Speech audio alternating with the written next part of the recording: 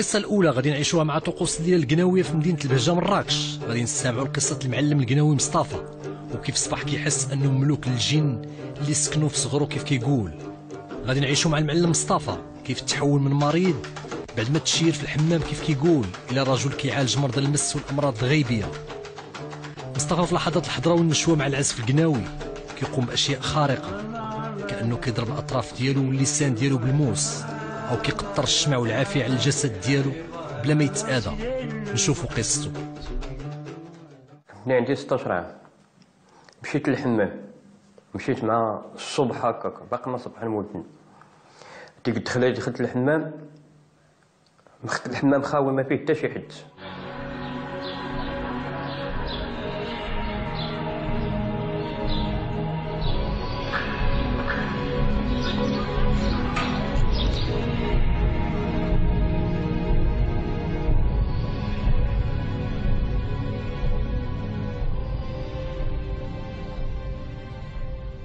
هو يخرج لي راجل لابس كلشي بيض وداير شان صفر، هو يقول لي اش جاي تدير في هاد الوقيته؟ نتوما ما تخليو لا اللي ينعس ولا اللي يدير، نتوما جايين مصدعين هكا غير انا وياه.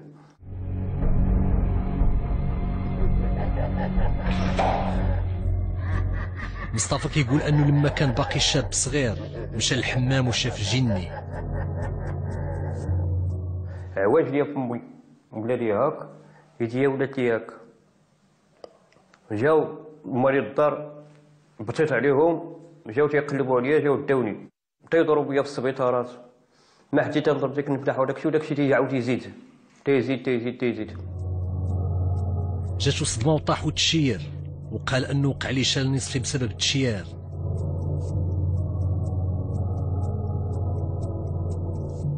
وانا مشى عند واحد الشوافه، الشوف نتاع مولانا، وهي ديال فاد، وهي تقول لي انت مضروب وهاد الضربه اللي مضروب خاصك تذبح عتروس كحل ودير الليله، اذا ما درتي الليله راه ما تبرا شيء. ام مصطفى عيات مسكينه وفي الاخير دات ولدها للشوافه باش تشوف ليه الحل.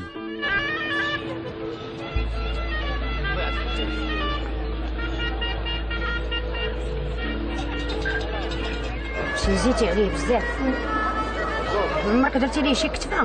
لا، ايوا راه غديري ليه سميتو الليله، ضروري من الليله ان شاء الله ديري عليه وغيكون ان شاء الله في صحه جيده ان شاء الله. ديري ليه الليله تقناوه والعتروس منين تتسمعي وتتبعي ليه العتروس يكون ان شاء الله لاباس عليه.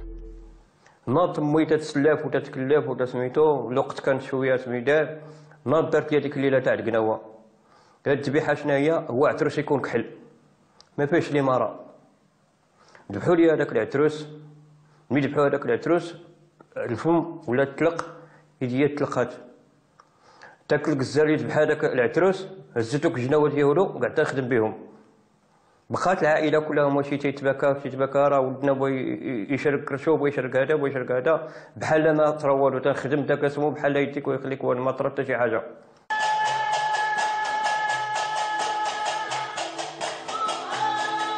ذبح عنزه كحله وتقديمها قربان الملوك بعد غسلها بالحليب والماء، احدى الطقوس اللي كدار في ليله القناويه.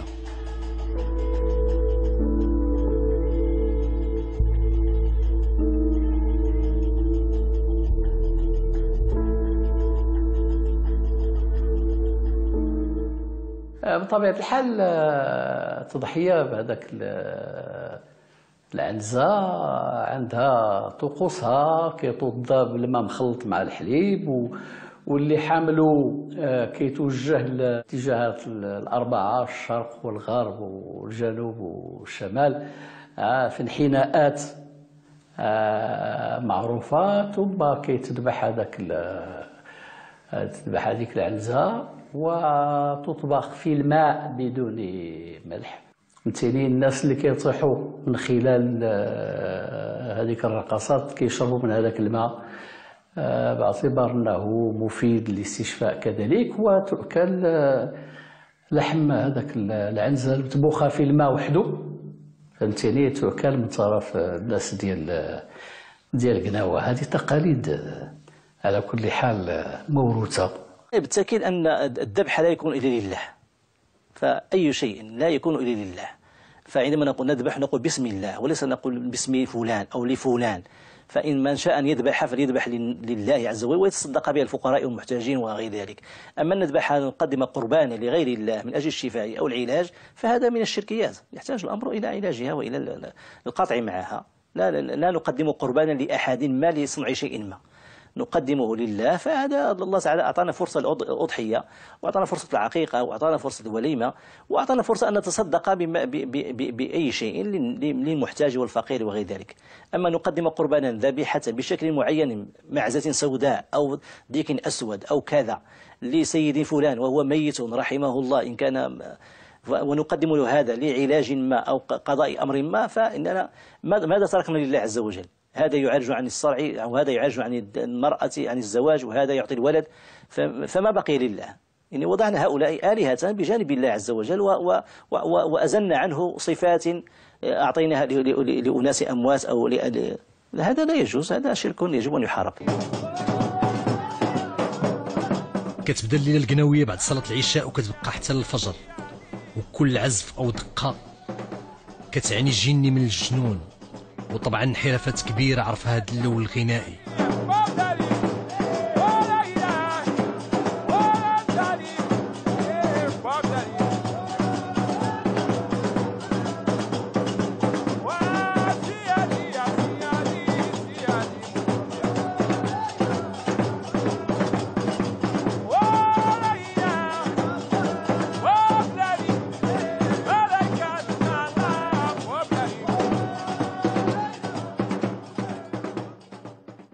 يعني وليت بخير وعلى خير. من تما بقيت ندير الليلات، العام تندير الليلات، تنديرها في شعبان وتنديرها في الميلود، تمشي لطمسلوح، تنخرج التخريجه تاع طمسلوح وخدام، وليت خدام هكاك، وليت بخير وعلى خير بصحتي ولا بكل شيء. ولاو الناس انا تيجيو لعندي تندير لهم ديك البركه، اللي مريض تيتشافى، اللي بيه شي حاجه تيتشافى، تنديرو يجينا وكامل من عند الله. السي مصطفى القناوي صبح كيدعي انه كيعالج المرضى اللي فيهم الرياح والملوك، واللي طاح في الحضره ديالو كيف كيقول كيتكفل بيه ويفيقو غير بالبركه.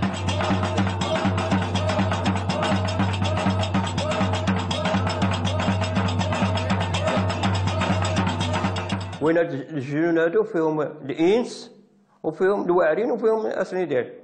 تنقولوا الله يلقينا مع المؤمنين، الله يكوننا مطيبهم وبعد عنا مصايبهم.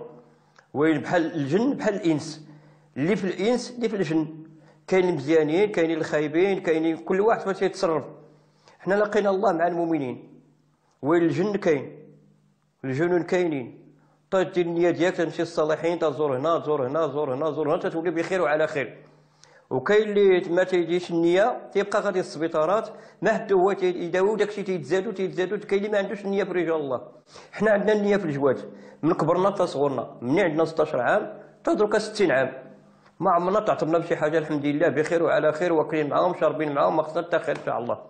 مع كامل الأسف أن هذه الأهازيج دخلت عليها بعض الممارسات التي لا علاقة لها أصلا بالطريقة القناوية وبغيرها.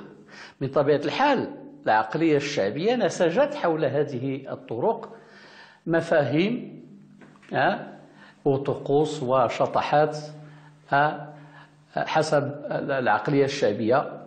عبر من خلالها المجتمع الشعبي عن حاجيته للاستشفاء، عن علاقته بما وراء الطبيعة.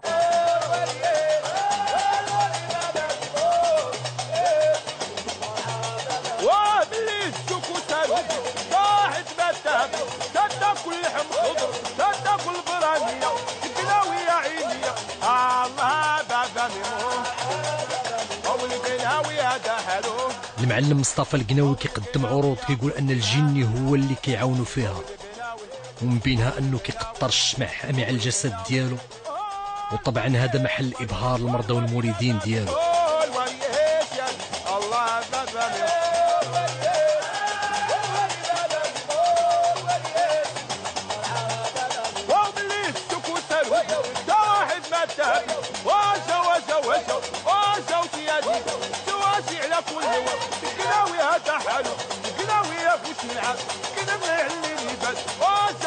كنا لحد لحد يناويه سيادي والله هذا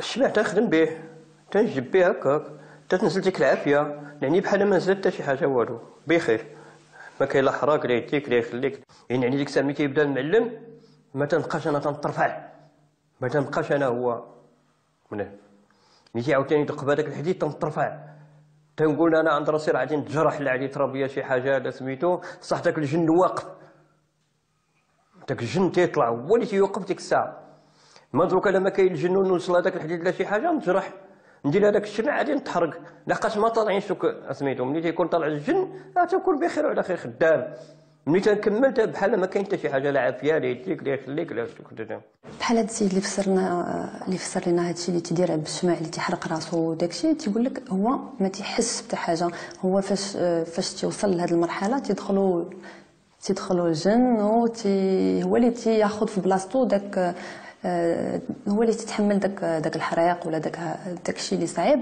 وهو ملي تيسالي تلقى ما عنده والو اذا هو في بالو راه ما تيحسش حيت راه فيه واحد لا فورس اللي اكثر منه هو اللي يمكن لها تستحمل بحال هذا الشيء وفي غالب الاحيان كتلقاهم كيديروا هادشي حدا الناس ما عمرهم تيديروه بوحدهم اذا انت يحسوا براسهم الناس كيتفرجوا فيهم وكيأيدوا شنو كيديروا راه كيزيد يكبر لهم في تزيد يأيدوهم زعما. مصطفى بعد الانتهاء من تقطير الشمع كيحيدو من لحمو وكيأكد انه ما كيتصابش باي اذى بسبب الملوك اللي كيحميوه.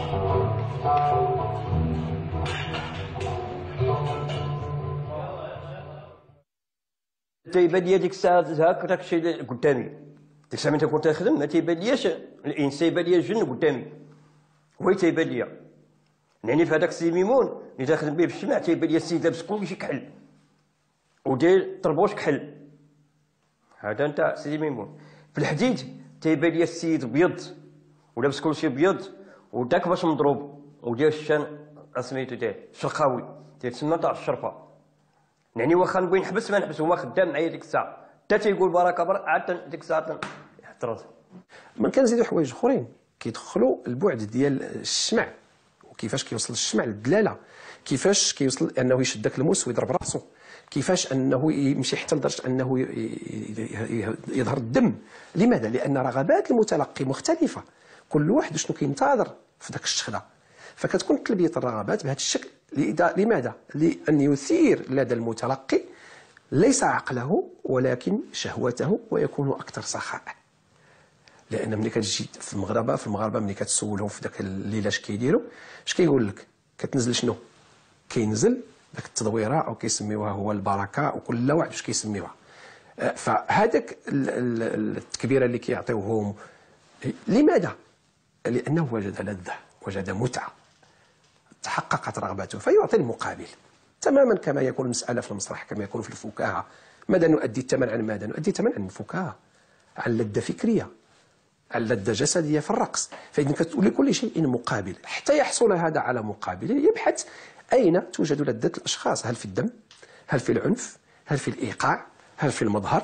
هل في الكل؟ وبالتالي كيلبيو الرغبات بحكم التجربه اللي عندهم. ما نساوش بانه هذه من القرن الثامن الهجري الى اليوم راه ما يفوق 5 قرون او 6 قرون. بمعنى هاد الناس اكتسبوا تجربه عرفوا نقاط الضعف ديال المتلقي عرفوا رغبات المتلقي وفوق هذا انها كتدخل في اطار رسمي اللي هي الثقافه المغربيه.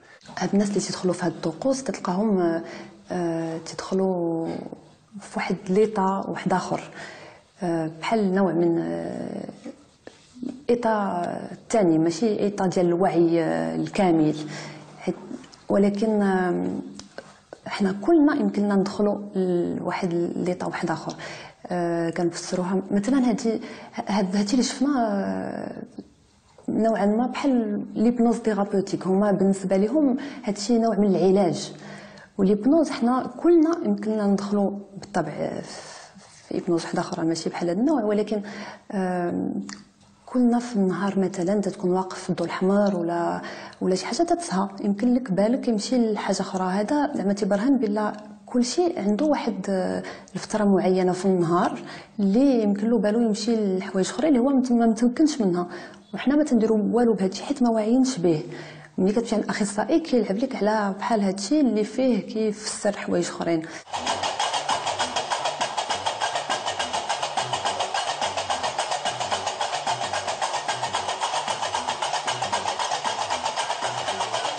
من العروض القوية محل إبهار الحضور طريقة لعب مصطفى بالجناوة وضرب الأطراف واللسان والرأس بالجناوة بلا ما يسيل الدم.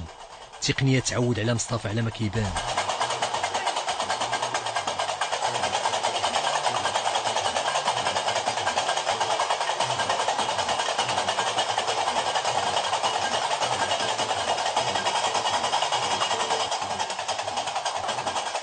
ملي كنشوفوا مثلا ان هذيك السيد خدا الموس وتيدخلو في راسو وتيجرح راسو وداكشي، هادو وسائل تاع التعذيب كتسمى لوطوميتيلاسيون. الواحد تيبغي تحتاج انه يعذب راسو، تحتاج انه يعذب راسو اما لانه عنده شي حوايج معذبينو اللي ما قدش يعبر عليهم شفويا يفسرهم، اما تتلقاه عنده شي حاجه اللي معذباه داخليا، زعما اللي كيلوم راسو مثلا دار شي حاجه خايبه ولا شي حاجه وما قادش يتقبل شنو دار، تحتاج انه يفرغ داك لا فرستراسيون اللي كيحس بها في بحال هذا الشيء. اللي التفسير اللي زعما كيجعلهم انهم يعاودوا بحال هاد التصرفات هو انه مثلا فاش تيجرح راسو تتوقع واحد لا ليبراسيون تاع لوندورفين، يعني في الجسم ديالو كيحس من بعد بواحد الراحه اللي بصح تيحس براسو مرتاح، وهذه راه عاديه لان داك ملي تدخل في داك الطقوس وتيجرح راسو وداكشي لو كور ديالو تيفرز داك الماده، وهذيك الماده تتعطي الراحه لكل واحد. غير دابا بحال هاد الناس تلقاها بحال هكا، واحد اخر تيقد يلقاها في يدير بزاف ديال السبور غادي هذا ولا ملي تيكون راجل ومراته هذا من بعد علاقه اون ليبر لوندورفين، زعما حاجه عاديه. العلاقه مع العالم اللامرئي شكل دائما لغزا بالنسبة للإنسان بصفة عامة، مغاربة وغير مغاربة. كل الشعوب لها رؤية معينة في هذا المجال وتحاول تفسير هذه الخروقات ما وراء المرئي بطريقة أو بأخرى. فنسجت من طبيعة الحال هذه الأمور ديال الملوك والجن وغيره. هذا تنعاود نخدمو تاني بهذيك الزنبيطة تتسمى تاعت الغابة، تدور هكاك وتدور على الطبق وتبقى تذكر هذيك الزنبيطة وتبقى سميتو هذا جل تاع الكحل. كاين تاع سيدي حمود توا بالحديد تيسمى سيدي حمود. كاين الملك الجيلاني مولاي عبد القادر الجيلاني تا هو تيخدم بالحديد. كاين الغمامي تا هو تيخدم بالحديد، هذا الغمامي. في الاخر تنخدموها مولاي عبد القادر الخضر. كاين الجيلاني الابيض، كاين سيدي حمو الاحمر. هذا كله الملك ديالو باش يتم.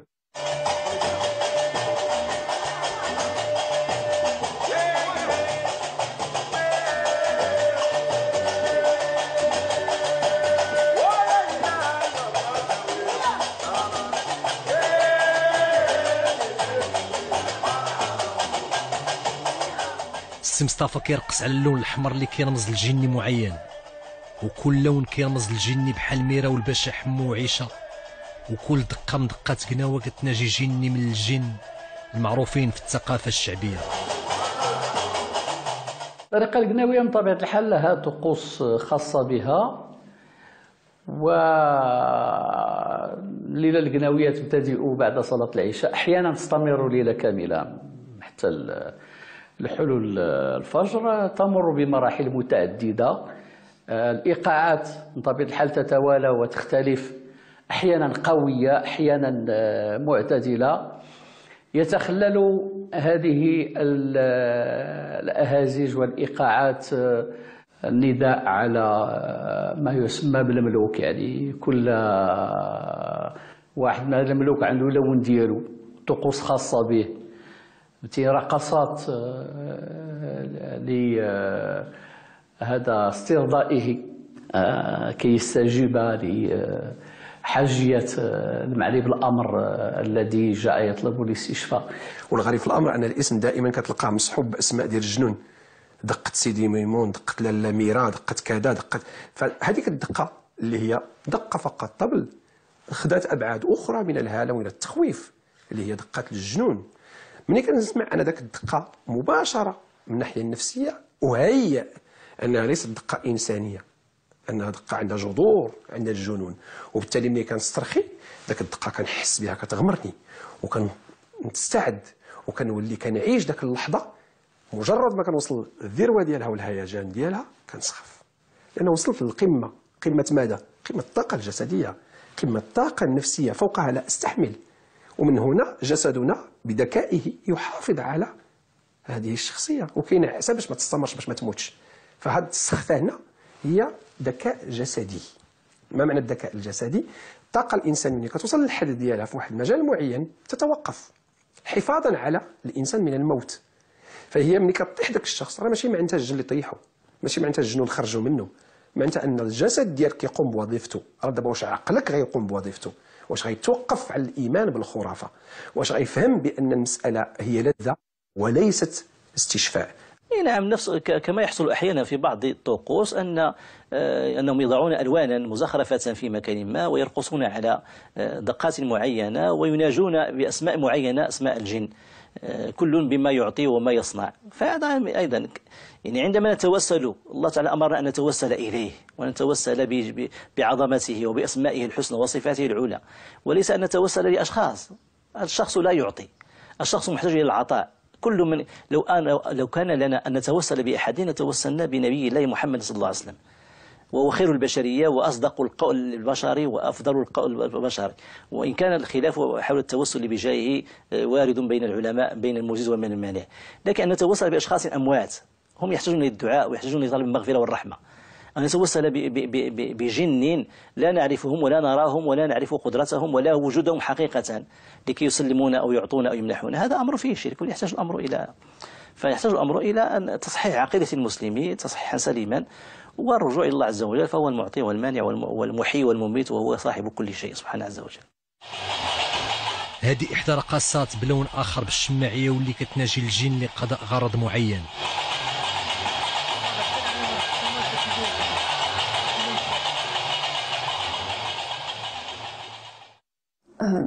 بالطبع ممكن يعالج هذا الشيء، حيت إلا هو بغى، ولكن ما يمكنلوش يعالج الا ما بغاش. خصنا هو يعاوننا ويفهم بلا راه كاين طريقه اخرى باش الواحد يصلح هذا الشيء، حيت هو الاعتقادات ديالو اكثر من شنو يمكن لك انت تحاول تفسر ليه. هو بالنسبه ليه هو كاع يمكن له يعالج، اذا هو اللي عنده هذه القدره ديال يعالج. ما غاديش يثق هو بمحلل نفسي ولا بطبيب اخصائي يمشي عنده ويتسنى منه انه يساعده. ولكن الواحد يحاول الى بحال هاد الناس لجؤوا لشي طبيب يحاول يفسر لهم انهم يفكروا بلا واخا عند بالهم لاقيين العلاج، هذا العلاج ما كيستمرش. السيد تيقول لكم 16 عام 60 عام، اذا ما لقاش الحل لراسو في هذه الفتره كامله، كيلقى حل ديال الفتره تيقول لك دارها ومن بعد تفاجئ ومن بعد عاوتاني يحس براسو ماشي مزيان وعاوتاني اضطر يعاود هذا الشيء. اذا خصنا نفسروا ليه بلا الا بغى حل اللي غادي يستمر يمكننا نعاونوه، نبداو معاه بشويه بشويه حتى 16 عام 60 عام يعني كنمشي عند اخصائي كراه تعالج قبل من هذا الشيء كله. واذا كان شي حد هو اللي مضروب بزاف وسميتو تيخصو يتبع الليله، يذبح الذبيحه. اما يخرج لا فيه الكحل يخرج ليه الكحل عترو تكحل، في سيدي حمو تيخرج ليه الكبش ابيض، الكبش لحقا سيدي حمو الذبيحه ديالو هو الكبش والكحل هو العتروس، وعيشه الدجاجه كحله. يعني تذبح هذيك الدجاجه كحله ما تياكلهاش، يعني تيشراو الحنوض ديالها. اشنو هما الحنوض؟ النصر، السنبل، الحبق، الفانيت، المسكه، كلشي داكشي وتتذبح. ملي تذبح تيدار داكشي في وسط منها، تيدير بزيف كحل، تيشدها تيديها تيرميها بحال البراج تكون غاديه في الماء، تيرمي تابعتو تيقول لهم الا لا عشان يعطيك شغلك تلقيني، تيرمي هذاك الشيء تيولي بخير وعلى خير. يعني أن المخيلة الإنسانية قادرة تخترع وتبدع. هذا إبداع، هذا إبداع فهمتيني اللي كيحاول الإنسان يفسر به واحد العدد ديال الأمور، الإنسان البسيط. ما علاقته بالواقع اعتقد انه العقل البشري السليم ما يمكنش يتيق بحال هذه المسائل، ولكن نحن نتعامل مع هذه الثقافة الشعبية، نتعامل معها بتفهم، ما كنفيوش عليها الشرعية، لأنها ثقافة ديال واحد الفئة ديال الناس. طبيعة الحال كتقول له هذا الشيء ما كاين شيء ما غاديش تفهم معاه، ولكن باش تفهموا كيخص تدخلوا معاه لهذا العالم ديالو هو، باش تقرب ليه، باش تواصل معاه. والله الله يبوح تروح عليه وهذا عليه الله يسافي والله يعافيه وولبوها ديني الحالة هذا وحالة يا البوها.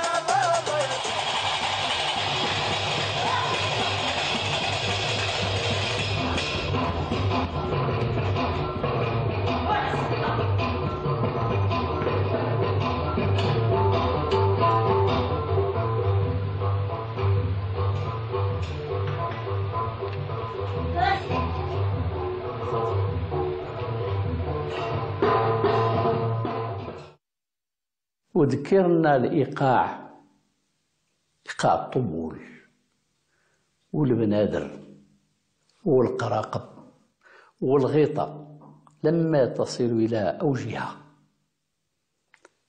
بنادم كيترفع كيولي في واحد لا ديمونسيون أخرى، كيمكن يمارس بعض الأمور اللي ما يحسش بالآلام في الجسد ديالو. ثم هناك البيئة، هناك المحيط الذي يلعب دوره في نفسانية الفرد. إلا كبرت في هذه الطقوس وتربيت فيها راه كانوا لي جزء لا يتجزأ منها بجميع الممارسات ديالها، على أن الباحث يجب أن يقبل هذه الممارسات وهذه الطقوس كيف هي. احنا لا ننتقد هذه الطقوس، بل نعمل ونناضل من أجل الحفاظ عليها كما سبق أن ذكرت، لأنها تمثل ثقافة معينة في فترة معينة. بطبيعة الحال ما يمكنش شي واحد اللي منطقي وموازن في عقله يمشي بحال هذا الشيء. يمكن لك تحس براسك عندك ضغط، زعما انك هاز بزاف المشاكل ولا مفقوس ولا بحال هذا الشيء، وكل واحد الطرق ديالو. يمكن لك تمشي تعومي في البحر ولا تلعب ماتش دو فوت ولا تمشي العلب ليليه تطيح الليله كلها، راك انت بحال دخلتي اون ترونس، ما تبقاش حاسب الناس الاخرين، ومن بعد تحس براسك مخفف ملي كتخرج. ماشي ولا بدا الواحد يدخل في هاد الطقوس اللي فيها اعتقادات وفيها كل واحد يمكن له يتصنت لراسو ويلقى شنو اللي تيفاجئ عليه بلا ما تدخل بحال هاد الاعتقادات اللي مكلفه. الا كنت عندي مرض الجن بحال تزوج بيا، كنشوف المنام كتجي عندي حق كنمارس معاه كلشي. هادوك حنا تنسميوهم دي زالوسيناسيون ايبناغونيك. بحال كيبغي ينتقم مني حيت انا بديت الرقيه وهكا. ليس كل من يصرع مسه جني. هيستيريا لا علاقة لها لا بالجن ولا بغيره. طريق هاد المرة لسيدي رحال البودالي اللي بعيد على مراكش ب90 كيلومتر. هنا فين غادي نعيشوا تفاصيل طقوس عيسى وادعاء علاج المس والتشيار عبر بخ الماء الساخن من المقراش. غادي نشوفوا قصة المقدم محمد رئيس الحضرة في سيدي رحال البودالي وحكايته مع شرب المقراش سخون وادعاء علاج الأمراض والآهات وسط المرضى اللي كيزوروا في الزاوية. غادي نكشفوا الغطاء على ادعاء العلاج والحضرة والموسيقى والملوك. من الطفولة من الصغر ديالي طرارات لقيت الوالدية ولقيت جدودي باللمس ديال الحضرة وأذكار ولا أشعار والطريقة ديال الشيخ بوارحال تبعتها من الطفولة ديالي إلى الآن.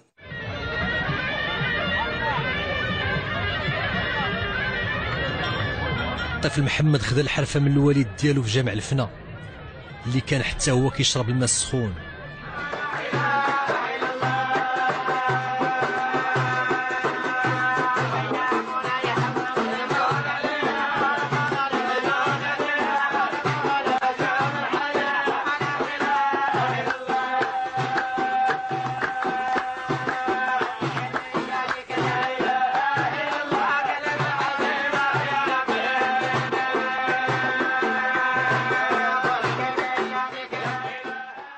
النبذه ديال الشيخ بويرحال النبذه ديالي انا كحفيد للشيخ بويرحال، ديت الطريقه على الوالد وعلى جدي، إرث من الشيخ بويرحال. محمد كبر وسط أجواء الحضرة في زاوية سيدي رحال البودالي، وتما تعلم الحرفة وشرب الماء الساخن من الصغر ديالو، ولما كبر احترف الحرفة ولا كيدعي علاج المرضى والمريدين. لا الأحفاد من طريقة من الإرث ديال جدهم الشيخ سيدي رحال البودالي، ولكن كاين الناس اللي هما مسقيين انه الشيخ بويرحال قال لكم من قال بويا انا بوه. الشيخ بويرحال نفع على بركاته من الابدان، من الصوفيه، من علماء الاجيال، كان يدير نشر الدعوه والاسلام 5 القرون و60 عام باش مات الشيخ بويرحال نفع على بركاته. محمد كبر ولا كيشرب الماء السخون بعد تدريب طويل، وبانت عليه بوادر احتراف شرب الماء سخون في طقوس غير عاديه كتشد انتباه الناس، وطبعا بالنسبه ليه الملوك هما اللي كيعاونوه باش ما يتحرقش.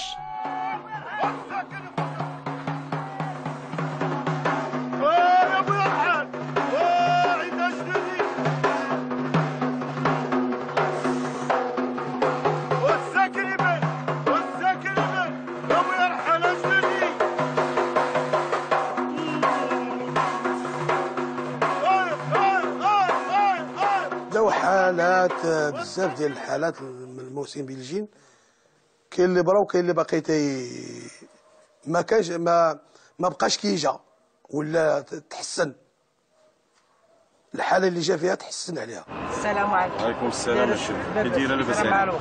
صحتك؟ لاباس. مالك يا الله يجزيك بخير. انا مريضه وعطيت عظام من ملوك ندخلها في عظام وبيتك الله يرحمه ويدير لي شي بركه. محمد ولد بويرحال ولا متمرس في علاج حالة المس كيف كيدعي. شو شريف؟ نعم سيدي. شي فيه قاصح وقديم فيك. يا سيدي. انا غادي ندير معاك واحد الحل الله يجزيك بخير، الا بغيتي تداوي راسك. يا سيدي تجي عندنا الزاويه ان شاء الله الرحمن ديال بويرحال. جهد الله جدودنا وبويرحال راه غتولي لاباس. اللهم امين. نعم سيدي. سمعتي؟ وانا ما غادي تمشي من هنا حتى ندير لك واحد البركه. الله يجازيك بخير وكثر خير. بسم الله.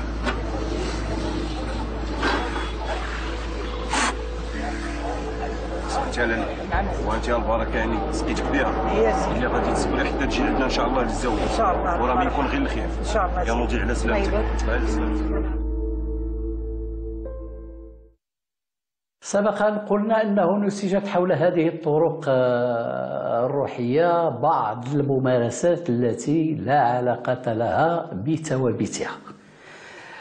المخيلة الاجتماعية هذه الطبقات الشعبية يعني هي تجتهد في تفسير أمور الكون والأمور الخارقة وأمور التي شغلتها دائما عبر العصور، أمور ما وراء المرء، ما وراء الطبيعة.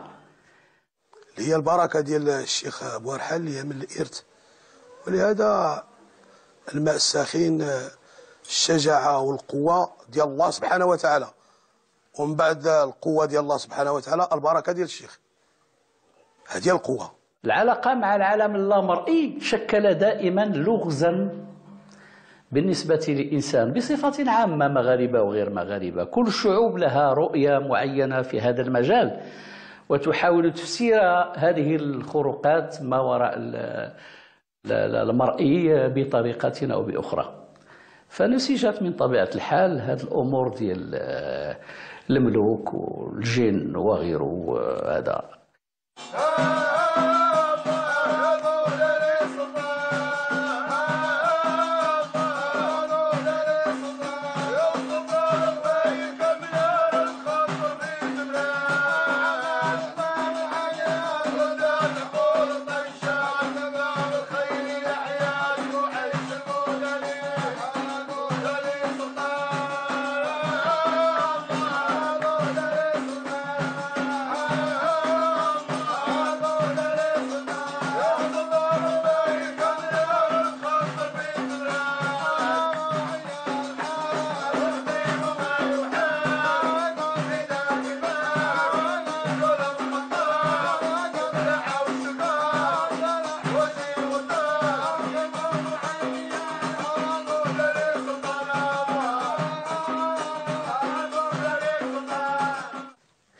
فمثلا ملي كنشوفوا الفرقه ديال العيساوه في المغرب، السؤال اللي كيطرح نفسه علاش الاجيال كتوالى في نفس الصوره؟ ان هي شيء يتعلم، ولكن الاشكال اللي كيوقع هو انه كيتحاط بواحد الهاله كيقولوا له دينيه، وانا لا اسميها دينيه، هي طقوسيه فقط، وبالتالي كيحتفظوا بذلك السر